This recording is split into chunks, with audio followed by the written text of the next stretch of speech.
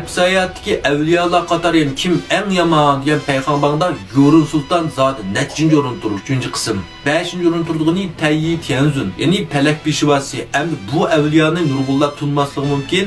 Bu asardami tilg'ilni g'ayr oz biz ko'rgan tilviyat yodirish shu 1-2 lam ko'rinishi bor. Ya'ni Sunukun 9 boshliq shirning qashiq kelgan vaqtimizda tenkilanmaydi. Shuningdek bu eliq Palak Peshvasi mundaq Shaptul qo'rg'uvchisi va yana bir qilchi va Palak Peshvasi va tog'ning ustida o'tirib xiyol surdigan. Bu Palak Peshvasining ismidimi no'chiligi chiqib turdi.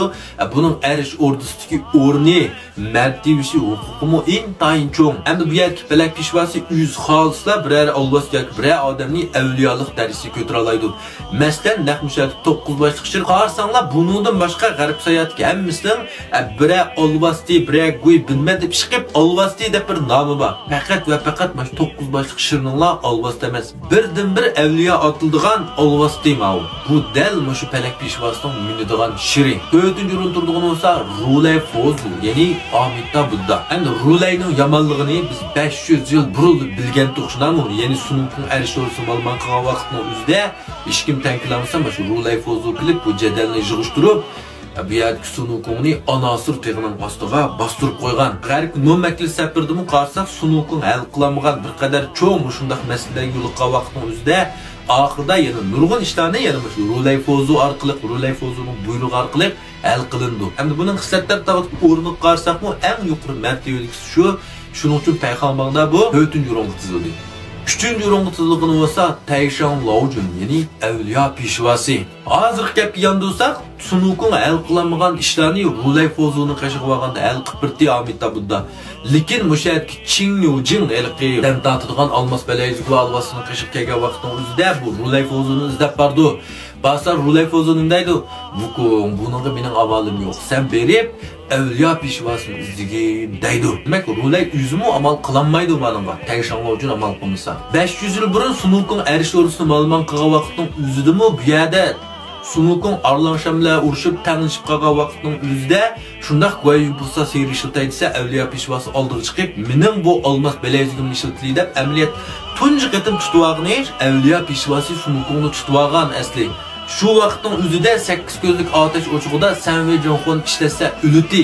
Lekin avliyo peshvasi aksi Sunukunga yordam qilib, bu o'tni ishlatmay boshqa bir otash o't bilan Sunukunning jadu ko'zini tavlab turdi, ya'ni yordam qildi. Undaqdan nemishqa yordam qildi Tayshanlar uchun Sunukunga? Ya'ni butkul asardagi eng kuchli jang qurolli qarsak 80% mush avliyo peshvasi o'z tavlagan. Shuning uchun buning eliq olmos balayzigi eng yig'ir ham eng qaltis eng kuchli bo'lishiga sabab mushara.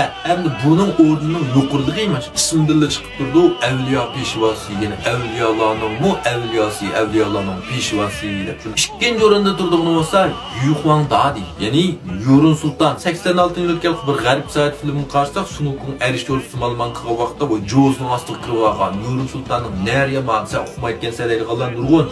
Endi mush g'arib sayyohatning boshqacha bir nashrini ko'rib baqsanglar, eng muhimi kitobning o'zini o'qib baqsanglar, bu yerda Yuhuang Dadining qanchalik yomon, qanchalik katta avliyo ekanligini bilasizlar. Butkul Sanjayning eng katta igisi mush Yuhuang Dadi. Mush Yorun Sultan butkul Sanjayda huquqiy mard eng yuqorisi dal mush Yorun Sultan. Yorun Sultan bo'lish uchun 17549 mushkulotni boshdan kechirgan.